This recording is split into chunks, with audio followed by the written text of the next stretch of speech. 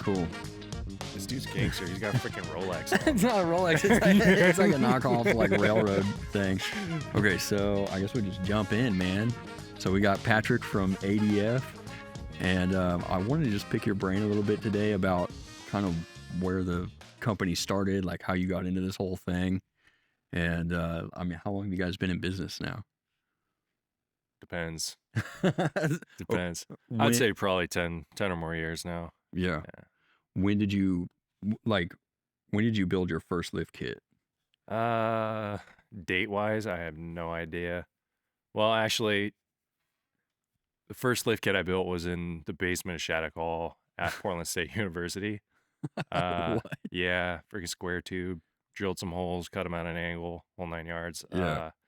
That was the first one. I sold that for like $60 just because it was a ghetto lift. Yeah. And then what kind of car was it for? old GL. Okay. Yeah. Sick. That might have been the first one. That might have been the second one. Now I'm thinking about it. Yeah. But yeah, I had an old GL I was going to build a lift kit for, and sure enough, I built it. Was that your first Subaru or?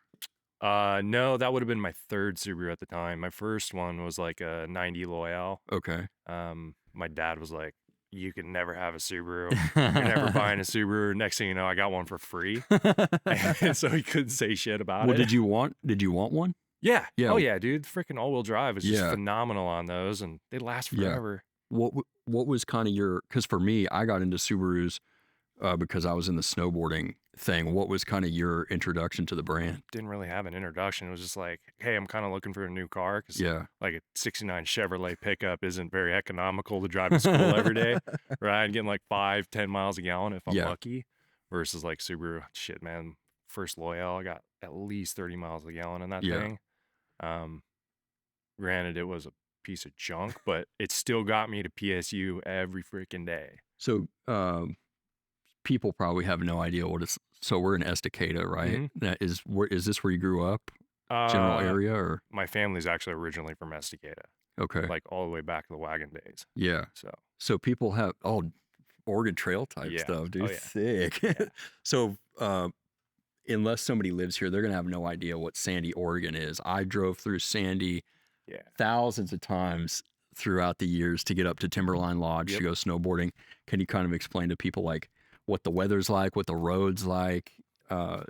It's kind of a prereq to have a Subaru. Dude. Yeah, no, 100%. It's a gateway to Mount Hood. Yeah. And actually, some people notice, some people don't. Our logo, like the first logo I came up with, that's actually the silhouette of Mount Hood. Sick. Yeah. So, I caught it. Yeah. Back in the day, I remember being like, oh, sick. Yeah. So, yeah, a lot of rain, a lot of snow, a lot of things to do, that's for sure. Yeah. And when you say you commuted all the way to PSU, what's that's kind of a trek, dude. Oh yeah. Like at least an hour. An hour. Yeah. Unless you hit traffic, then it's an hour and a half or more. And if there's snow in Portland, like you better be freaking ready for it because everybody else cannot drive. Yeah, they don't know what they're doing. Even in the rain, it rains, and people are like, "Yeah, what are we supposed to do? Should I stop?" Yeah, exactly. Sick. Okay, so let me ask you this: when you first decided to build a lift kit, what was the purpose of it? Like, what kind of made you think I want to try to build a lift kit? For sure. Just have something more off-roady. Yeah. Be able to get out there and do some more adventurous stuff. Now I think about it, I would say probably like the first official lift that I built and sold was like an old GL lift. And that's kind of where I started because I had one of them at the time. So it was like easy to build parts for, like right there because I had it. Yeah. Then I bought like a 2000 Forester, and I actually, dang, dude, I'm starting to forget like how many lift kits I built like first time. Isn't that crazy? 2000 Forester, I built that one too. That was kind of an introduction to 1-inch spacers because I wanted to run King Springs at the time. Okay. Which I regretted after installing them. Yeah. But just because of the harsh ride, it was kidney killer. Yeah. And but I built a set of 1-inch spacers, and I was like, well, I could get them water jet, but that's like really expensive. I got Yeah. some quotes. It's going to be like $200-300 to get a set made. When you say water jet, can you kind of explain to people what that process Yeah, is? it's high pressure water mixed with garnet. And essentially it just kind of erodes the material, the profile of whatever you're cutting. Yeah. Whereas like plasma and laser, that's a little different. Okay. But I had a set of 1-inch spacers, laser cut out of 1-inch steel, and they were 15 pounds each. You straight cut the 1-inch. I did, and I had a local shop, Yeah. that had the laser cutter at the time. Yeah. And yeah, so they cut the first set, and we put them on. I was like, dude, this is insanely heavy. Like, Yeah. I'm never gonna do this. So let me ask you this: why didn't you just buy a lift kit at that point? At the time, there wasn't really anybody out there. Like, there was a couple companies, Yeah. but like they're all hit and miss, and the market was not what it is now. Yeah. Like, maybe 2 companies in the US were building stuff for Subarus. And Yeah. then, yeah, I was a poor college kid at the time too. So I was like, shit, man, if I Might could as well save make some it. money. Yeah, like Yeah. my background's engineering and architecture. So Yeah. like I can draw anything. It's just, building it and having it built is another story. So When I first started lifting Subarus, I was telling you about some trailing arm brackets from Yeah. you way back, and I didn't know you could lift Subarus with anything other than hodgepodging suspension parts from a Mhm. Forester. So it's crazy to think like how much everything's changed Oh, like for over sure. the years. For It's like sure. it went from maybe having 1 or 2 people making stuff to it's like now even some of the biggest names in the industry are like, oh, let's get in on this. Yeah, 100%. Yeah, there's a big market saturation right now. Yeah. But I'm starting to notice some of those companies dropping out because, if you don't build good parts, like Yeah. nobody's going to buy them. And you have to really know, the brand, because Subarus, and we were just talking about this earlier today also, like it's not the same as lifting 4x4s. Oh, yeah. Like the approach that I take when I'm modifying my Jeep is like 180 degrees different from if I'm modifying a Subaru. Oh, for sure. For sure. When I know you were building stuff kind of in the, just in class or whatever. What prompted you to realize like, oh, this could maybe be like maybe somebody would want to buy one of these? What can you kind of take us back to what that was like and what led to that? Yeah. So at the time, I was still rolling around in my 2000 Forester. That was my new commuter. And then an 04 Forester XT popped up on freaking Craigslist, and I'm like, dude, I've always wanted a turbocharged Forester. Like that generation 03 to 05 is the best one you can get. Freaking mean eye, dude. Oh, dude, SG gang, dude. Let's and go. It popped up for $3,000 on Craigslist, and I was like, it probably just needs a turbo. That banjo bolt filter. It's just a turbo killer. Sure enough, like I show up, the dude had just put a brand new turbo on it and drove it from Idaho to Salem.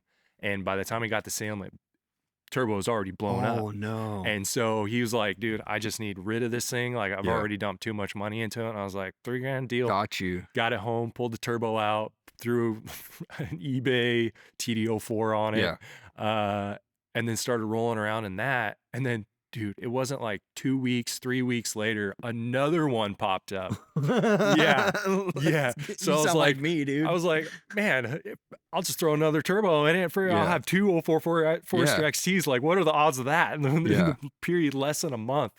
And then so I went down there, dude wanted $5,000. I was like, I just bought one of these 3 weeks ago for $3,000. I'll offer you $3,000 for it. He was like, you got a deal. Yeah, absolutely. and that one wasn't to the point of like turbo fully failing. Okay. And so I drove that sucker home. Dude, let's get it.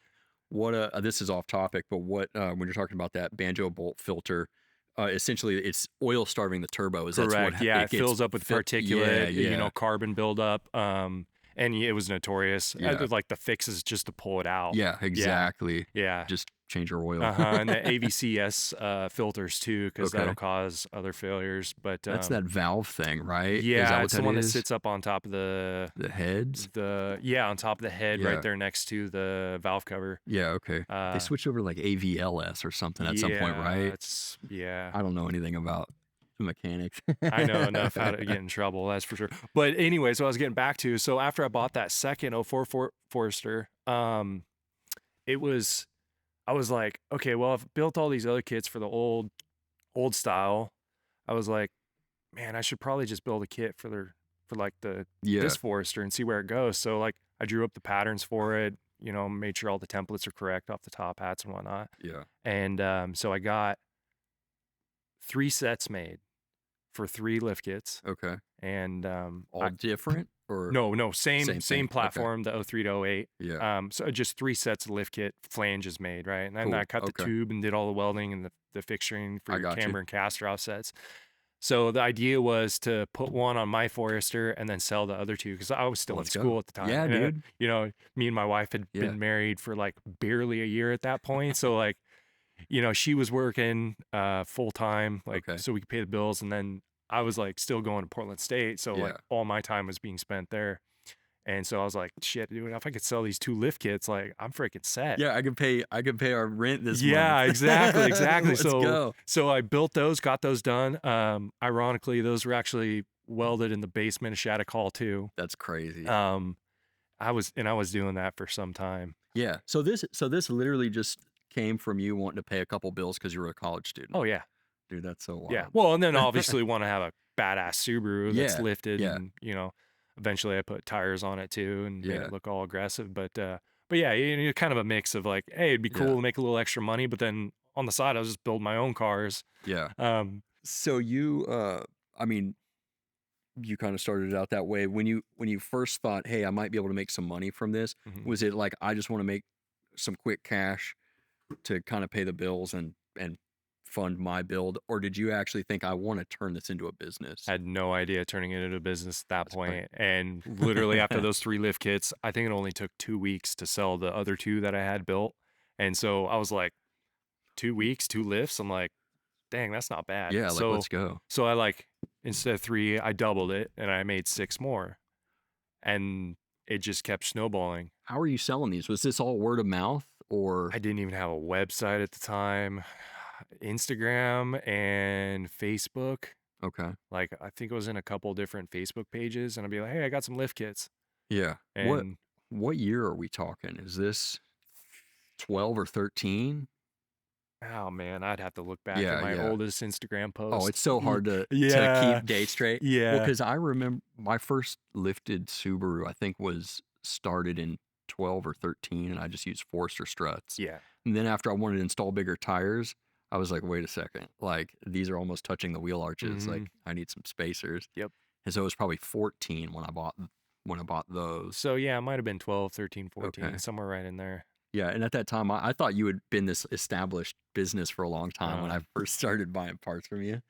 That's so crazy. Yeah. What was kind of, you know, you were selling like some, you know, not necessarily one off, but like way low volume stuff initially, but where was kind of the point where you realized like, oh, this is actually something I need to do. Like I need to actually like, this is a business. For sure. So, you know, going to school, like I had summers off. And so I would always work during the summer. Okay. And I worked for the county and the waste department for a couple years. I worked for ODOT and litter crew. That was like one of my first main jobs. And then like I worked for the county again in the waste department. And then I was working for the city of Gresham in the roads department. Oh, I bet that was fun. Oh, dude, yeah, 120-degree asphalt. Yeah, with freaking crackheads running around, dude. Seriously, one of the rigs got stolen one day. Yeah, they came while you're back. Working? Yeah, while we were working. Yeah, they came back to the rig. They're like, didn't we park it right here? Yeah. Yeah, next thing you know, it freaking took off down the freaking road. Yeah, it was nuts. But like at that point, like I worked one summer for them, and then the next summer, and then that's kind of when the business stuff started going. And like I remember getting home from work, welding lift kits, and then welding more lift kits on the weekends, like to try and keep up with the whole Subaru stuff, because it was like taking off. And I was to a point to where I was like, I'm making more money working on the weekends than I am working for the city during the whole week. It wasn't like I wasn't getting paid a whole lot. Yeah. Like I was still making decent. I was like 18 or 20 bucks an hour. Like back then, that was a lot of money, especially for like a young 21, 22-year-old, like barely out of school. So I'd gotten out of school, finished the last summer to get a little more cash in the bank. And then that's kind of when I was like, I'm going somewhere with this. Yeah. And like, if I'm making more money doing this than I am working for somebody else, like Time to I quit. should just keep going with it. Yeah, yeah. And sure enough, so I don't know, for like the first 5 years, we doubled every single year. Okay. Yeah. Dang. Yeah. What do you think? I mean, I know there's so many factors into growing a business, but what do you think were some of the biggest? Because in my eyes, like you are one of the biggest lift kit manufacturers that's respected in the United States, like hands down. You know, here we are in this little spot in Oregon, and there's people from across the world ordering your Oh stuff. yeah. What do you think would be some of the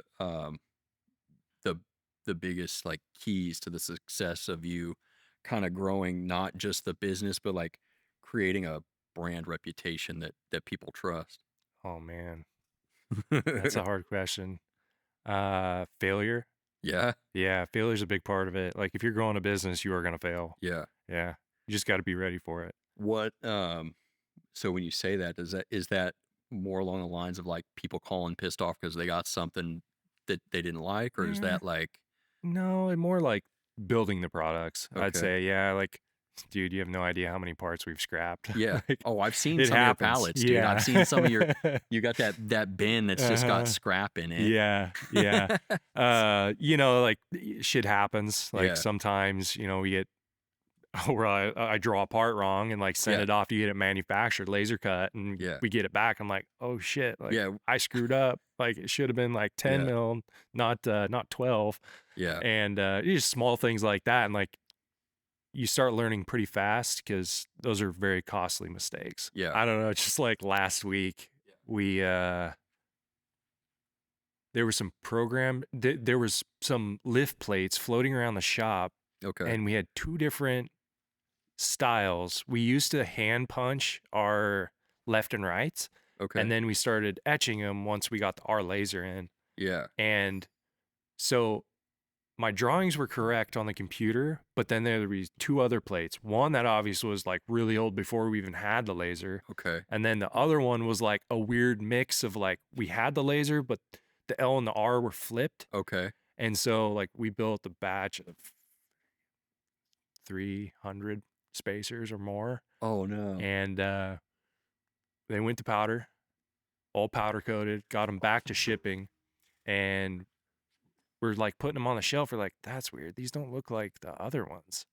So we started looking at them. Sure enough, like the whole batch was scrapped. So were they backwards? Is that what ended up Yeah, happening? so it's a weird gen where the holes, they're round holes in the Okay. top because it's really close to the top plate. And so they were flipped. And so the holes weren't on center, they were off center. Oh, and so they wouldn't dude. even work. Wouldn't even bolt up. No. Oh Yeah. no, So dude. whole batch. Yeah. So you're obviously not into it at retail price, but that's like Still a lot. that's like somebody's salary for the year in some cases, bro. Oh It's quite a man. bit. Yeah. So what this is maybe just a little bit more of a general question, but what's kind of your philosophy in terms of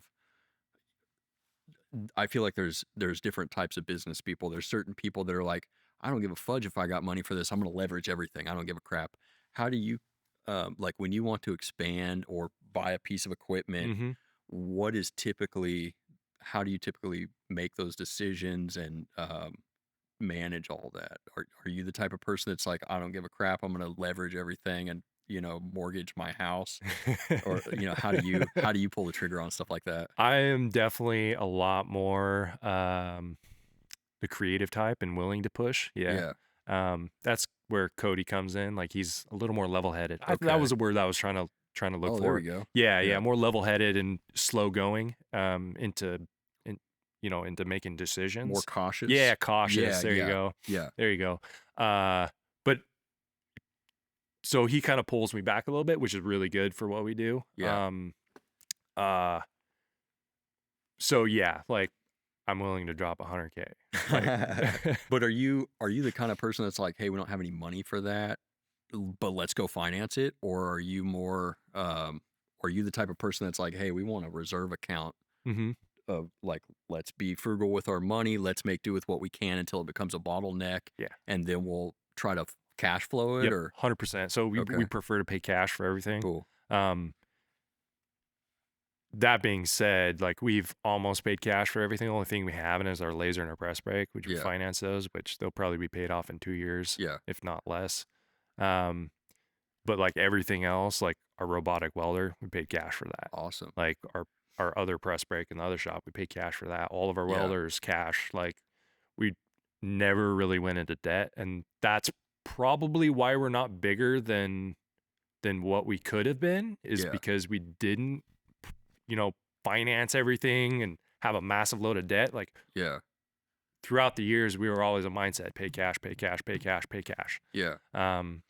Which kind of held us back a little bit because, you know, yeah, someone goes out and drops $1 million in their first 2 years in business, like you can get a lot done as long as Absolutely. you're ready for it. Absolutely. Whereas like being frugal, you know, keeping money in the bank, you know, just in case, rainy day fund. Yeah. Like you don't want to put all your eggs in one basket. Yeah. So, yeah. Well, I feel like that probably gives you a little bit more freedom as a business owner, because you don't have in the back of your head, I got to make sure I can make this payment for this Mhm. forklift. Yep. Oh, and I got to make a payment for that air compressor. Oh, Or I for got to make sure. a payment for this laser cutter. Yeah. It's like your mental uh capacity can just be completely devoted to like, well, what kind of parts do I want to make today? Yeah. Like what? And I feel like that's where you are just absolutely all the time like, oh, I'm drawing this part right now. Like Yeah. I'm scanning this car. Like, Yeah. Yeah. can you talk about, because me personally, when I look at kind of everything, because I usually kind of try to keep my eyes on what's happening in the industry. And I feel like you guys are typically one of the first people that's like, oh, hey, we're releasing this part that, for this car that literally just came out 3 weeks ago. Mhm. Yep. um, can you talk about just your process for, well, because I feel like that's a huge reason why you guys have gotten to where you're at, is because you're constantly innovating. Mhm.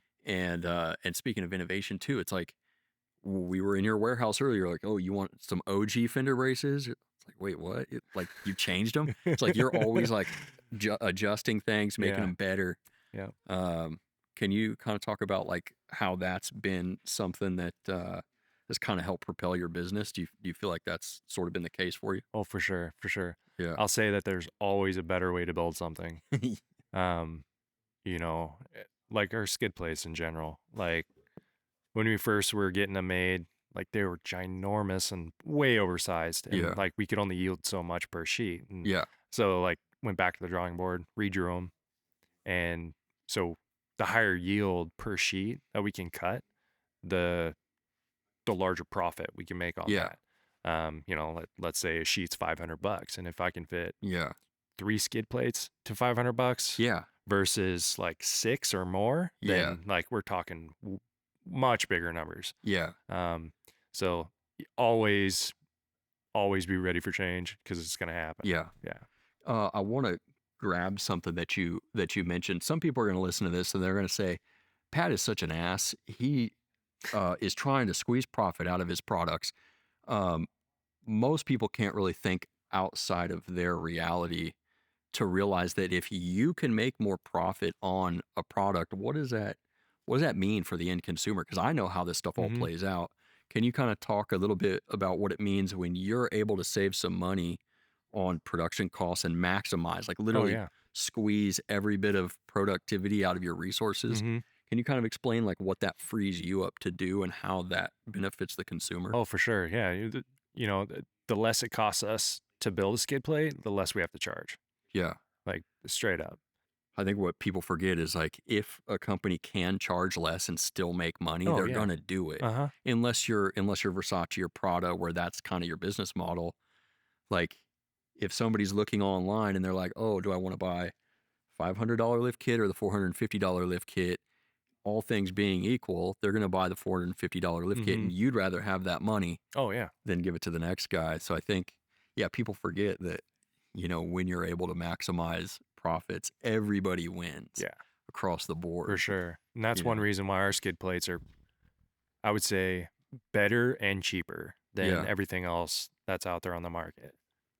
In terms of growing the business, have you had any like marketing strategies, any marketing plans or anything? Or No, okay, that's so funny to me because just I'm Instagram, Facebook post. yeah, We do a little Google ads. That's about it. yeah, Yeah, so we're we prefer natural growth yeah, over forced. yeah, Because then you you start creating bottlenecks when you start pushing that many orders through a company. yeah, yeah.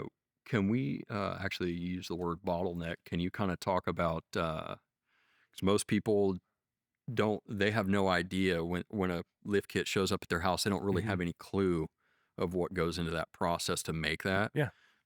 One of the first things when we first connected in person earlier this year, um, you actually the machine that's sitting right behind you. That was at that time you explained to me that like that was kind of your bottleneck Oh yeah. because you said you were terrified to finance a piece of Oh equipment, yeah. Yeah. but you knew that like, hey, if I don't buy this, I can't supply my customers and meet their demand. Can Exactly. you kind of talk about like that time in in your business of realizing like, hey, there's a huge demand. Hmm. I really want to meet it. And can you actually talk about the machine itself? Yeah. Yeah. For sure. So during COVID, like everybody was shut down and not doing stuff, but we were considered manufacturing, so like Yeah. we just kept Oh, rolling. that's right. Yeah. Yeah. So the what it came down to is our local manufacturer that was doing all of our laser cutting was Mhm. like, we sent in a big PO for a bunch of plates to get caught up because like Okay. everybody went just mad. Yeah. And so we were just so busy. And so like we were trying to get caught up on all of our laser cutted plates and start welding. At the time we already had the robot, so the robot was already cutting down on our weld. Like, dude, that thing can weld Yeah. 1,000 lift kits in a day. Yeah. Yeah. So uh, it was to the point to where our manufacturer got back to us, was like, "Hey, we're 3 months out on your parts," and I was like, "No, you're not." Like, Do we got to pay you double or what do we we're got to do here? yeah. I was Yeah. like, we're gonna figure something out. Yeah. And so after that, we'd finished this building right here, which is about 5,000 square feet, and we had no anticipation on really ever buying a laser. It was always kind of in the back of my mind, Yeah. like, hey, it'd be really cool. Yeah. So 3 months, like I'm gonna be out of business if I don't have Yes. parts, Yeah. right? Everybody's gonna be pretty pissed off. Yeah. Hey, why have I waiting 3 months for my parts? I'm like, Yeah. well, we got a pretty big bottleneck going on right now. So Yeah. started making phone calls. In 2 months, we had our laser here, Nice. with our little press brake. Okay. Um, I which yeah, I remember when that happened and I started seeing posts of you like uh-huh, bending parts and yep, cutting parts. I was like, what? I was like, yeah, this is sick. So what is do you know just the details about uh-huh. this cutter? Yeah, so it's a 4 kilowatt Mitsubishi GXF 40. Dang, you're Um, right on the money. yeah, we can cut up to like 1 inch thick steel, Okay. all the way down to paper thin. No kidding. Pretty much doesn't matter. Aluminum wise, we can do up to ½ inch. Yeah. Um, yeah, stainless about 3/8 is like a good sweet spot for Okay. it.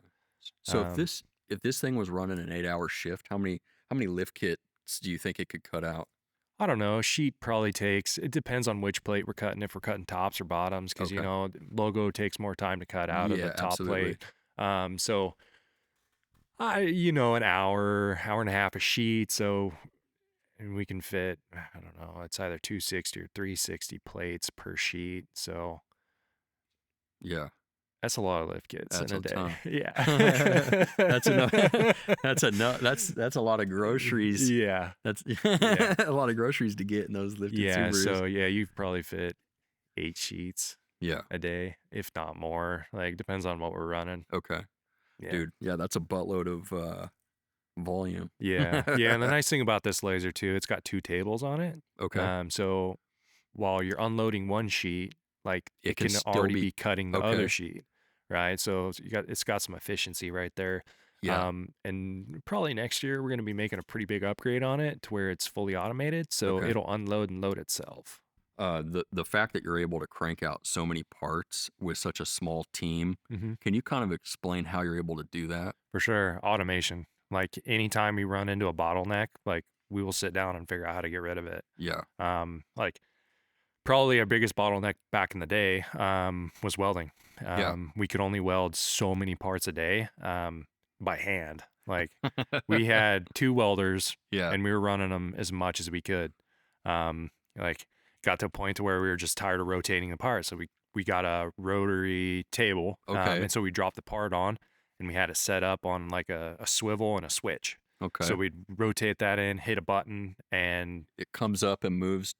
The rotary table or? spins, and so we sit the part on that, so it's spinning, and Okay. all of our tubes round. So Interesting. what would happen was we would swing the torch in and then just hit a button, and then Oh. you just turn it on and off based on where that weld needs to be. Okay. That sped up the process, but not for long. Right behind that, you know, welding was always a bottleneck at that Yeah. point. Like a person can only weld so much in one day before they're completely gassed out. Yeah. So like we started looking into robotic welding. You know, we looked all over the place at multiple large companies. Yeah. Miller, Lincoln, you got ESAB, you got Panasonic welders, like a whole 9 yards. But we settled on an OTC 6-axis welding robot. One of their bigger units, and we do not regret it. Yeah. They actually had us set up or pre-calculate kind of an ROI and like how fast we would pay this thing off. And we estimated like 6 months. Yeah. It was faster than that. Yeah. Literally, we were welding nonstop. And the robot can weld probably 5 guys under the table. We may have talked about this earlier.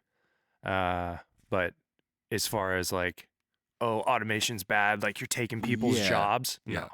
No, we're creating better jobs by buying machines like this. Like an engineer working on that robot, they probably make 150K a year. Yeah. Guaranteed. Yeah. You know. Well, the other thing, again, we may have already covered this earlier, but maybe not. The fact that, so like you said, people are going to think about automation and be like, oh, they're coming for our jobs kind of thing. But I don't think people realize when you got a guy that's been welding for 10 hours in a day, how are his welds going to turn out? Like, did you guys run into issues when you had dudes working overtime trying to get welds done? Like, did you have issues with stuff not turning out the way you wanted, or? You know, every once in a while you would, but you know, you'd catch that before it goes to powder. Good, of course. good. Yeah. Okay. A QC right after something gets welded, you check the part. Okay. You know, good bin, bad bin sort of deal. Yeah. Pretty rare that we ever had like welding by hand problems. Of course, you know, we may have already talked about this, but there's only one part to date that missed one weld on a spacer. But yeah. Like, and can you tell the story of how that turned out? Yeah. Because I don't think people realize product support is super important. I'd love to hear 100%. The story. So this dude bought a kit secondhand from the original customer. Yeah. He had it and he put it on his car, and you know, on the earlier gen Outbacks, like the rear struts contact the body sometimes. It's kind of hit and miss. Like the inner wheel wells of those are just not manufactured consistently. And so like he was like kind of complaining about that, and I was like, well, you know, I can build straight ones to where there's no offset built into them, which will fix that. But the problem is that you're gonna have camber problems unless you throw some cam bolts in there or even lower lateral link bolts. So like he pulls it out, he starts looking at it, it's missing one weld on there. Granted, this kit's already been out there for like 4 or more years on 2 different rigs at this point, and have never had a problem with it. Yeah. So what I did was I just built a custom set for him and just sent it to him. Yeah. I was like, hey, I need that spacer back. Crickets. Yeah. Well, because you didn't want something with your name on it. Oh yeah, 100%. Yeah, get that off the market. Yeah, exactly. Yeah, I don't want that floating around. Now I can't remember if this got covered before this all got shut off, but I did want to ask again. Can you talk about raw material selection? Because people will buy a product and they literally are looking at the finished product. All they see is the finished painted surface of whatever it is they're buying. They have no idea of what considerations go into the process beforehand. Are you buying cheap steel from China? Are you buying stuff at whatever you can get the best rate on? Like, are you just buying whatever, or what's your process like for getting raw material? Yeah, so we got 2 main suppliers: our aluminum supplier and our steel supplier.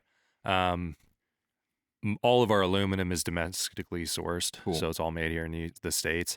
Steel is a different story. Sometimes it is, sometimes it is. It just depends on what grade Mhm. it is, and what thickness too. Like Yeah. United States doesn't have a whole lot of steel manufacturers left, and so like you're probably majority of the steel coming in is internationally sourced. Not necessarily China, could be from the Yeah. Philippines, could be from Korea. Like it comes from all over the place. But it is all coming from a U.S. supplier. So, Correct. Yeah. perfect. So it comes into the States, goes to the supplier in big Good. coils. Like I don't even know how. Gee, they're like 'Cause 10-foot they're tall rolls, coils. right? It's Yeah. massive rolls of Yeah. steel. And then they got a big machine that unrolls them, flattens them, and then shears them off into Cool. the sheet length that you need. And so that's what we get. You Yeah. just get stacks and stacks and stacks. Can you, I was picking your brain earlier about, like mild steel, stainless steel, what are the different grades that Mhm. people would maybe be looking, because those are some of the things that the average person has never purchased raw steel. Mhm. What are some of the things that when they just go buy like whatever off eBay, they may be sacrificing, like, because they have no idea the stuff that Yeah. what people should be getting on these. Mhm. Can you kind of talk about that a little bit? Yeah, depending on where the kits are coming from, like there are some pretty shitty eBay kits out there, and I guarantee you, like majority of that metal is coming from China. Yeah. Or like the product itself is coming Just from China. with no quality Yeah, control, very little, if at all. Even like weld quality, like we've spent meticulous hours perfecting our robotic welding, Yeah. and out of all the lift kits out there, I think our kits probably have the most weld on the market. Yeah. Like if there's a spot to weld it, we'll weld it. Well, I've put hands on other spacers that are made by certain companies that have two words in their name that I won't say, and I've looked at their kits that somebody pulled off of a Subaru, and it's like I'm not kidding you. You're looking at some welds that are like this, and it's like that would have taken you an extra half a second Yeah. to zip that around, Yeah. And is the average person going to break a spacer? Probably not. Probably not. Yeah. But like you'd said earlier, like you're doing 60 miles an hour minimum. Yeah. You hit something, it's going to tear some shit apart. And, we've had many customers who have crashed their cars, of course, pulled the kits off and threw them on their new one. No problems. Yeah. Like, we weld a lot. Let's just say that. And a robot doesn't complain. You hit go and it does it. It doesn't need a bathroom break. No bathroom breaks. It doesn't need to get on Twitter. Yeah. That's what's up. What kind of, with raw steel, are there different grades of it or different types? What are you guys using? Yeah, a lot of the us, majority. Yeah, a lot of the stuff we use is hot rolled pickled and oiled. Okay. So it's rolled out hot, and then it goes through a pickling acid process, and then it's oiled so it doesn't rust. Yeah. So when we get it, like the finish is like clean, ready to cut sort of deal. Perfect. Like if you were to get some of the cold rolled stuff, there's like mill scale and stuff on it, which takes additional prep, which we prefer not to. So yeah, and hot rolled too, actually. Some hot rolled isn't pickled and oiled. So. What's the pickling process? The acid that they're putting it in? Do you know what that is or what that's about? Yeah. So when you do hot rolled, it has mill scale on the outside. Okay. And so what the acid process does, it burns it off and brings it down to the fresh, clean, ready to use material. Perfect. Okay. And then they run it through an oil process to keep it from flash rusting. After you, just like car parts. Exactly. You take the paint off down to bare metal, like it's gonna rust pretty fast. So the steel so when people hear stainless steel can still rust, right? Yeah, it's stainless. Yeah. Not stain more. Yeah. Right. So are you guys doing powder coat in house? Are you doing it here locally? What's that process look like, and what are some of the benefits that people are getting? For sure. So we don't do powder coating in house. We have a local company, Blakely Custom Coating down in Clackamas, that does all that for us. Nice. Really cool guys. We love working with them. A lot of quality. How am I going to phrase that? The biggest difference between paint and powder is preparation. Mm-hmm. Like, some paint is going to work just fine. Yeah. But still the metal needs to be prepped. So like we've got a big shot blaster, peen blaster, that we run all of our parts through. So like it's bare metal and it's pitted. Yeah. It's ready to steel accept. shot. Exactly. Yeah. Like it's it's ready to roll. As soon as they hit it with powder, like it's gonna last for years. Yeah. Preparation, that's a lot of where the quality comes out. Yeah. Some paints, you know, it's gonna last just as long, but it's some paints, not all. Yeah. So if they just got some crappy paint from Dollar Tree, Wherever. it ain't gonna last. And you know, you can use whatever paint you want, but even if you use, you know, a 2-part clear over it and whatnot, if you don't prep it right, it's just like anything. Prep work is the biggest difference. Yep. As far as like powder coating, can you explain? I think some people think it's just like a paint, Mm-hmm. but can you kind of tell people what that process looks like and how it bonds Yeah. electrically? Yeah. So the powder's magnetized to the part itself. Mm-hmm. So there's electricity running through it. So when you shoot the powder over it, automatically adheres to the part. So if like there's already a surface that's been powderized, it's not going to stick to it. But Okay. if there isn't, then it's going to want to attach to that. So you can tell pretty easy Yeah. when you're shooting it if you've missed a spot. 'Cause it's Okay. going to be bare metal. You're gonna have okay, so you're gonna have a nice clean finish, like a nice even finish Oh, yeah. over the part. Yeah. Okay, and then after that, what do they do to kind of make the finish look good? How does that Yeah. work? So after you're done spraying powder on it, you roll it into an oven. I can't remember how hot they run their ovens, but essentially melts that powder and kind of turns it into glass, essentially. Like we run a BK62, which is a hammer tone texture. Yeah. And we've had the best luck with that stuff. Does it need any kind of clear coat after that, No. like some powders, or it's No, pretty solid? this powder holds up real Cool. well. Yeah, Cardinal BK62. Awesome. That's a shit right there. Okay. Yeah, and I can attest to that because I mean, gosh, yeah, it's been over 10 years since I bought an ADF part, Yeah. and like I've never had the finish fail. Yeah. And I wanted to ask too. This made me think about so your steel suppliers and then your powder coat. Are you guys jumping around from different people all the time, or No. what's your relationship been like with these guys? With the powder coater? Just all the different Oh, companies that different you're suppliers dealing then? with. Yeah, Never had a problem. yeah. Yeah. So there's a lot of continuity with. Yeah. Yeah. Yeah. They know what we like. They keep it in stock. Yeah. Yeah. When you know, and I think there's something to be said with anytime there's any sort of changeover or anything, it's like, man, you never know what you're getting. Yeah. You know, I used to deal with this guy over here in sales, but he's not here anymore since the company was acquired Yep. by this big corporation. Now I'm just a number in the, you know, in the Yeah. system. Yeah. With our steel supplier, same dude that we started with. That's crazy. Yeah. That's probably been wild for him to see your orders. Oh, for Just- sure. just Yeah. kinda Yeah. Going from morph. like 1-2 sheets a month to 10 to Yeah. 15,000 pounds Yeah. a month. Is that kind of what would you say you guys are ordering per month on average? Yeah, probably 10 to 15 easy. Okay. 1,000 pounds. So, Yeah. you know, that's a variety of sheets, 1/4 inch, 3/16, Yeah. 10 gauge, 11 gauge. It just depends on what we're running. Yeah.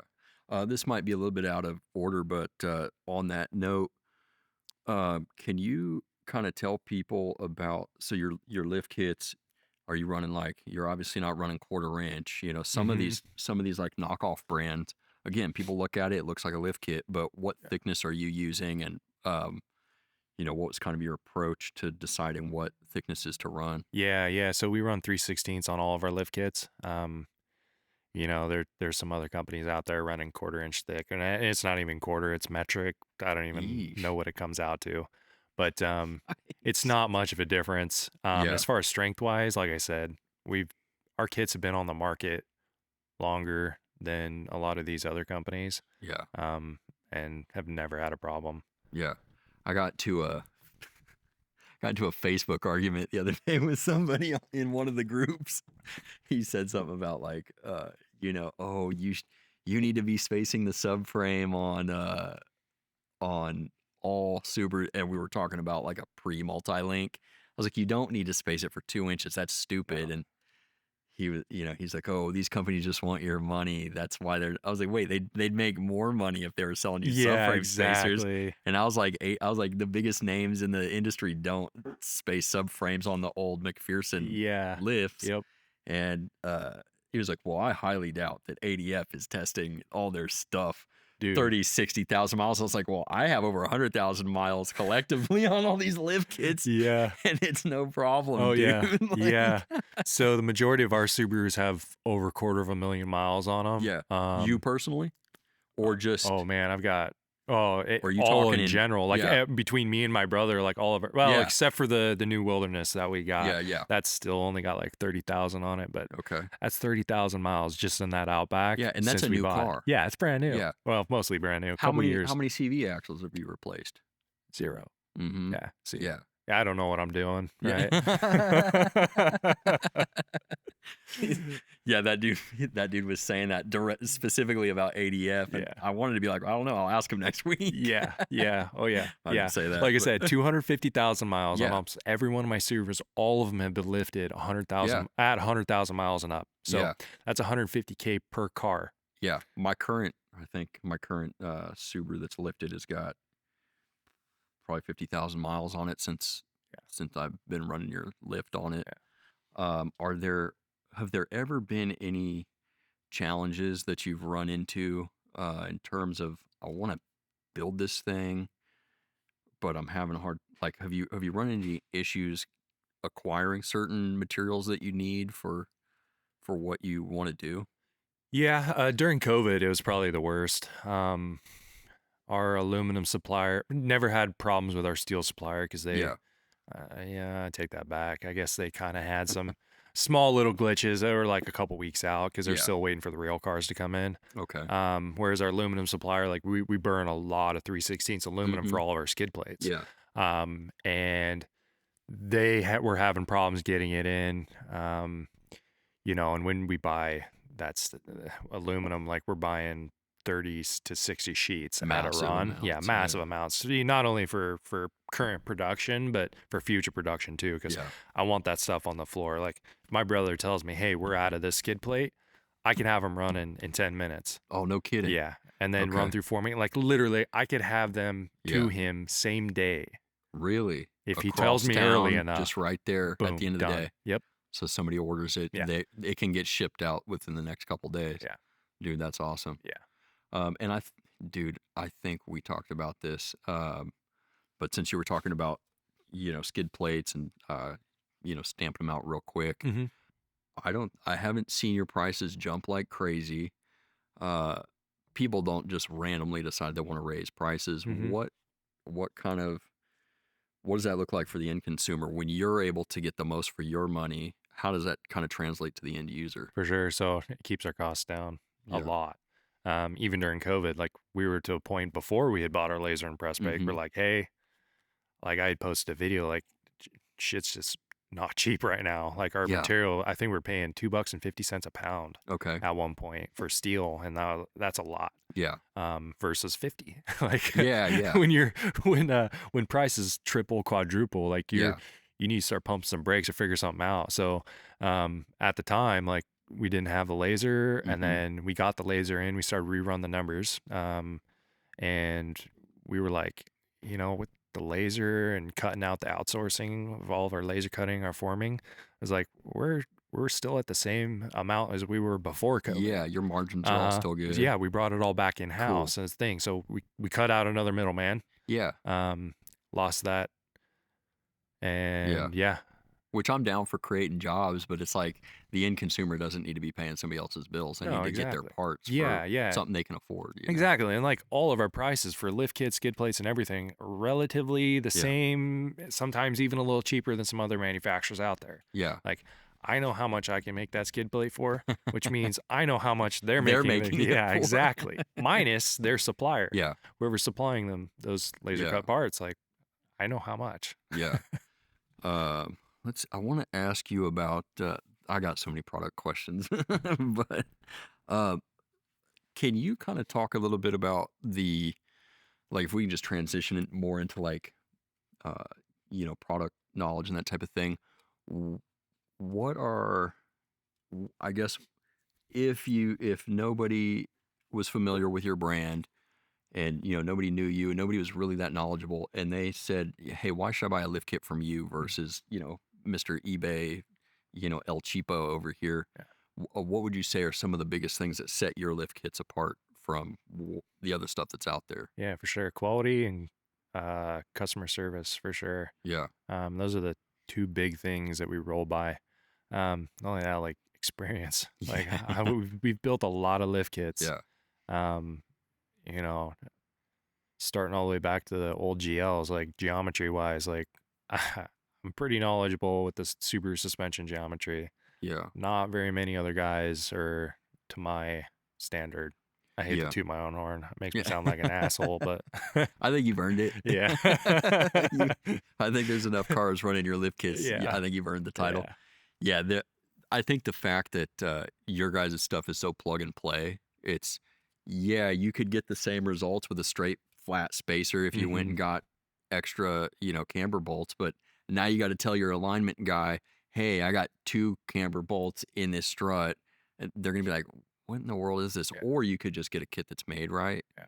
plug it in. Your alignment guy, there's no guesswork in it, because I've never had a problem, like literally ever had a problem trying to align, offset spacer. Yeah. Do we have a spacer here? In my truck, I do.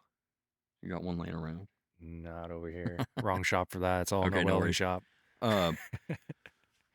What can you kind of explain to people what it means when you've got camber correction built into the to the strut spacer? Yeah, so if you're lifting a car without them, due to the angle of your strut and your lower control arm, it's going to cause your tire to pivot inwards like this. And so you need to offset the top of the strut in order to bring it back. Perfect.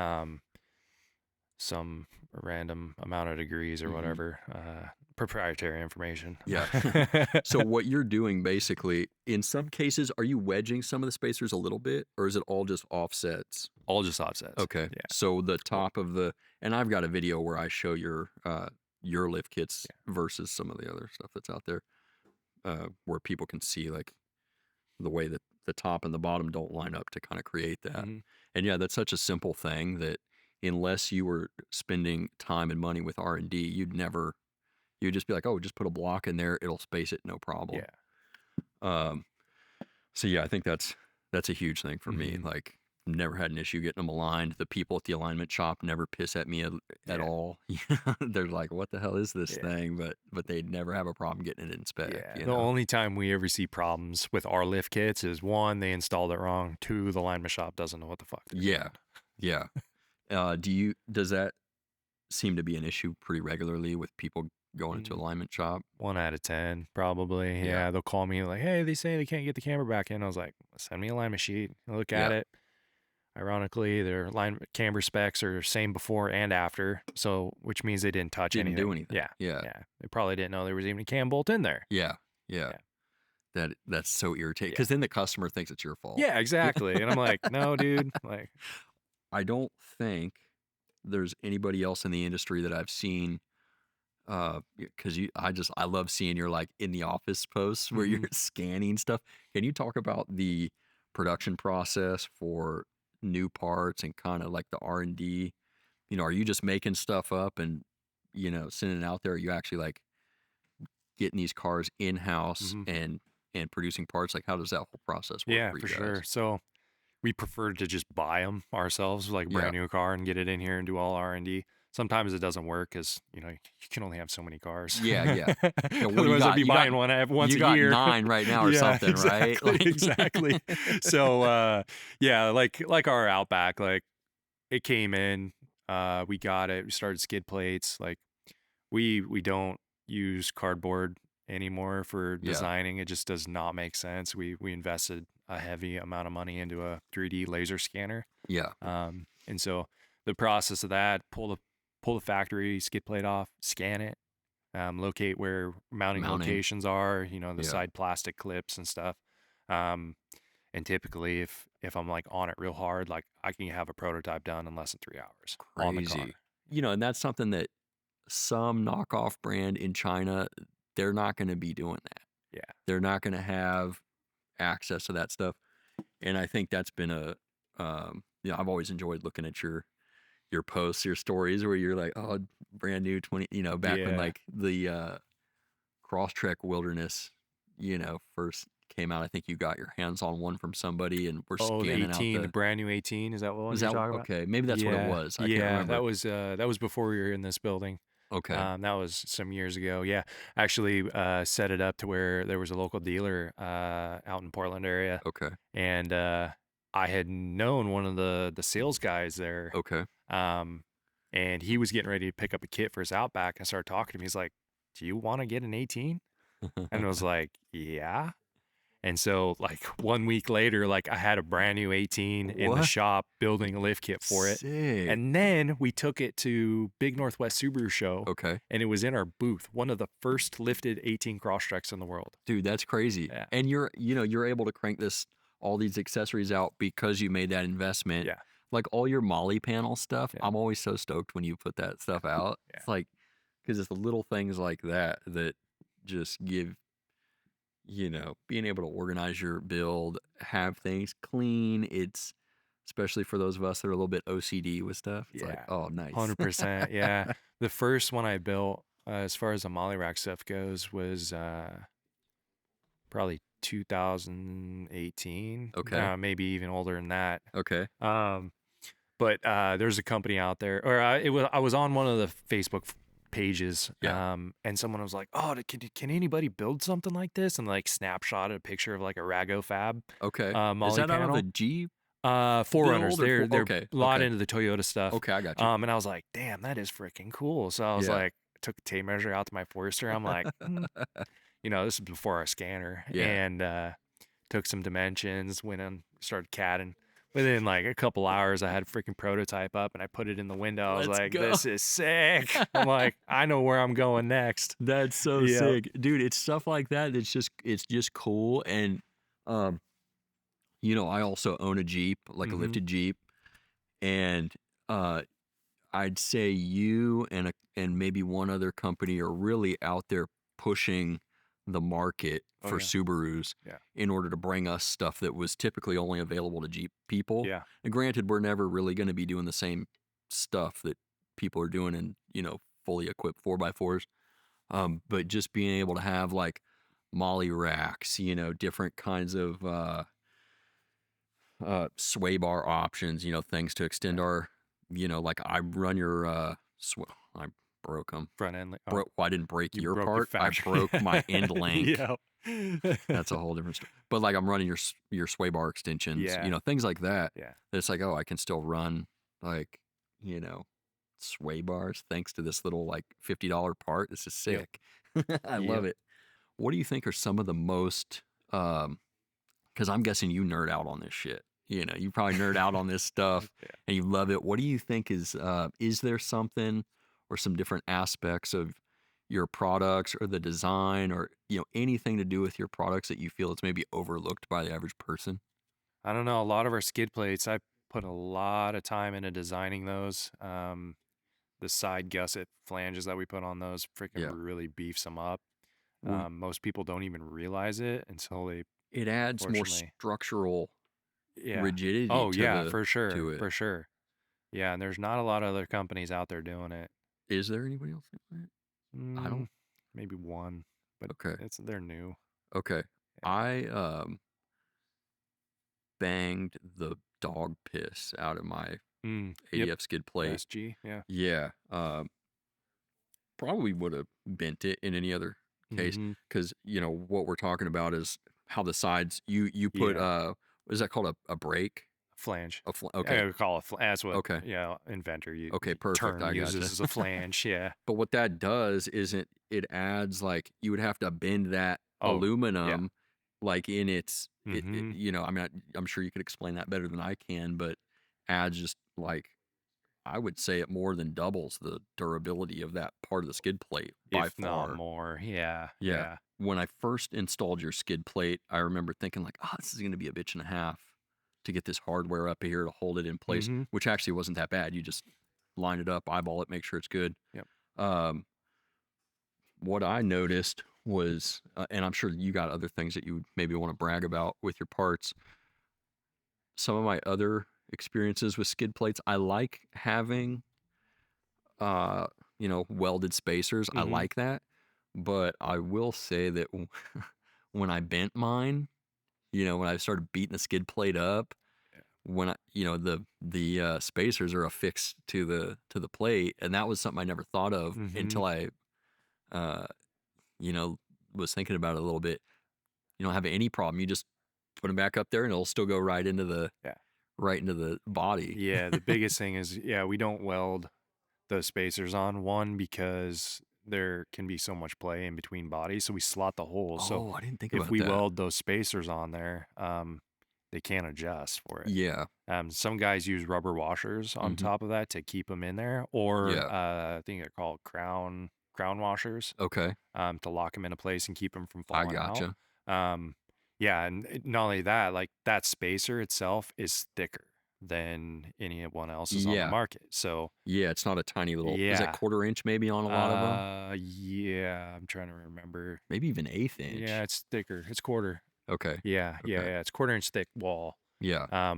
Yeah, but like some of the other manufacturers, it's super thin and Mm-hmm. wide.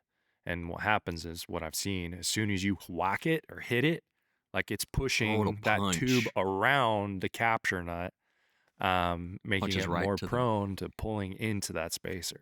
Yikes. Um, Okay. yeah, versus like there's like no room for that nut to go anywhere once you Yeah. tighten it down. If you're gonna punch, you're gonna punch it right through the body. Yeah. Well, because I remember, I remember when I got mine from you, it was not long after you started making them, Mm-hmm. and the more, I was like, oh, I wonder if he's got any plans to start welding spacers onto the skid plates. But the more I thought about it, I was like, well, I hope he doesn't. Yeah. I was like, I actually like this idea better. I mean, there's pros and cons to Yeah, you everything, but drop one, yeah, makes it a little hard to line up, but YOLO, yeah, dude. you'll get good at it. Don't worry. Yeah. Oh yeah, dude. I've done a couple oil changes since I've had mine. Yeah, Love it, dude. yeah. Beat the crap out of it, dude. Is that one of the welded ones? Was it No. welded in the front? The skid plate? Yeah, on the nose. No. From you? Yeah. You don't think No? so? Okay. No, it's just So like there's two different styles that we did. The Oh, first okay. set we used to weld by hand. Oh, I gotcha. The way the forms came together, it was a royal pain in the butt. So we had to redesign it a little bit. And Okay. now it's all 100% formed, Okay. with no welds. And just a lot of bends. Yeah, That's all you gotta yeah. do. Okay. But funny story. So we used to weld some of our skid plates, like the side flanges and stuff. We used Uh-huh. to weld those by hand. But problem is like if you hit something hard enough, like you're gonna crack those The welds. weld. Yeah. Yeah. Like aluminum welds aren't super strong. Yeah. Especially on an impact, you're hitting a rock, those Yeah. welds are gonna crack. Yeah. Shout out to Milton for being the only dude I've Let's ever go. have to warranty a skid weld, right? And so he's the reason why we moved away from welding skid Yeah. plates, was because they crack. And Yeah.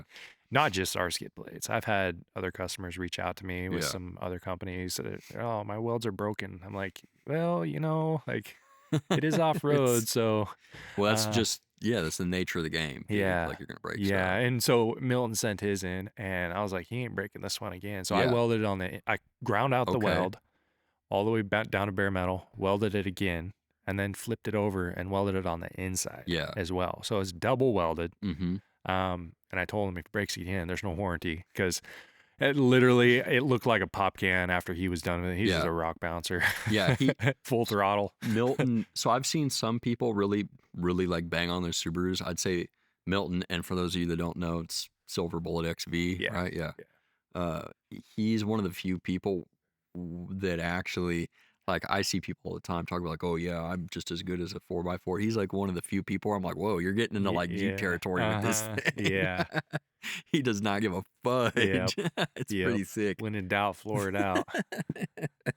How do you decide, like, if you're gonna produce new parts, what's kind of your process for deciding if you're gonna produce something, or is it like you just wake up one day and you think, oh, I want to make parts, or how does all that usually go for you personally? Mm-hmm. A lot of it, we just try to keep the same thing: skid Okay. plates, molly racks, lift kits, ditch light brackets, that sort of deal. We haven't really branched out on a whole lot of other stuff than that, but Is it ever like customer feedback, maybe people asking for parts? yeah, or, always. It's like, Yeah. hey, do you got this? Do you got this? Or this, that? And I'm like, oh man, it's never ending. Yeah. Literally, majority of the time, customers don't know what they want until you show them, Mm-hmm. and so sometimes it's a guessing game. Yeah. Sometimes we have really good feedback after we build a part and get it out on the market. Sometimes we don't. Yeah. Like our new billet aluminum pans. Like they're doing really well, better than Mhm. I thought, but they could do better. But Yeah. they're really expensive to manufacture, which is a big problem we're having. Yeah. Because when you say billet, I don't think people realize that you start with an expensive Solid. chunk, Yeah. a Yeah. chunk of aluminum. It's not like stamped steel No. where you're just putting it into a mold. Yeah. You're literally having somebody machine that whole thing, and you're Yeah. losing more material than you're ending with. No, 100%. Yeah, it's like an inch and a half thick Yeah. by like 12 by 12, Yeah. essentially. And everything's being augured out to meet the final dimensions. It just takes forever, Yeah. which means it's going to cost a lot, but still a really good product. I wanted to ask this real quick. I know a lot of people want crazy stuff. Do you ever do custom? I know back in the day you did custom builds, Yeah. but what does that kind of look like now for some of the crazy stuff that you used to offer? Are you still doing that type of thing? No, we kind of cut away a lot of the custom stuff because it doesn't make sense with the new machines we have. Yeah. Operations cost, it's just drastic. So custom stuff is not economical. One for the customer and two for us because we could be spending Yeah. our manufacturing time on our own parts. Yeah. Um, like if we were to tie the press brake up, our laser and my design time, like our operations costs are about $1,000 an hour. Yeah. Which And who's gonna for a want custom to part, pay man, if that? I Yeah. spend 10 hours on something like a bumper or whatever, like, dude, that's a lot of money. Yeah. And most people don't want to pay that. So Yeah. You can't blame them. yeah, just tell we don't do custom stuff. Yeah. It's just not economical. Do you still do big lift kits above 2 inches? We do, yeah, mostly the older stuff. Our Outback kind of put that bigger kit on hold just because there are a Mhm. lot of moving parts and Yeah. we're just not ready for it in shipping yet. Yeah. So we put that kit on hold. I still get phone calls all the time about it. It's so Dude, funny. I thought it was gonna be cool to like Yeah. promo your brand Uh-huh. doing like a feature of that build, but then it just turned into people being like, "Well, I want that." Like, Yeah, sorry. it was funny. It was funny. And people seem like they want to pay the money Yeah. for it. So, custom that Outback is pretty custom, but the Yeah. thing is like I can build it Yeah. again and sell it. Yeah. So that's not Exactly. necessarily custom. That is Yeah. something we can turn into a product line. You've already got the files. Yeah. I just Everything's, pop it in the machine and hit go. Yeah. The only problem is like anytime you have something that's that in depth, Mm-hmm. the install process is going to be harder. The average person is going to have to pay a professional to do it. Oh yeah. And they're going to run into problems because it's inevitable, dude. Yeah. Anytime you've got something that in depth, something's not going to line up right. Something, they're going to have, because some Subarus have issues with the CVT wobbling after, Yep. creating vibration. Let me ask you more about kind of your like off-roading experience, like that type of stuff. I'm guessing you own some lifted Subarus. View. What is some of the y- I guess like what's been your favorite off-road build that you've created? Yes. Well, kind of a trick question because one I'm not done with. But Yeah. probably my '03 SG is probably the Yeah. most favorite one. It funny story. So I bought that one from a buddy for $1,000 and it had a complete motor refresh. Like it Mm. was ready to roll. Yeah. Well, he crashed into a ditch. Insurance company paid him out on it, so he bought a new one. I bought it from him for $1,000. Right. Oh, and I gave him another lift kit Okay. for his new one, right? And we put it in.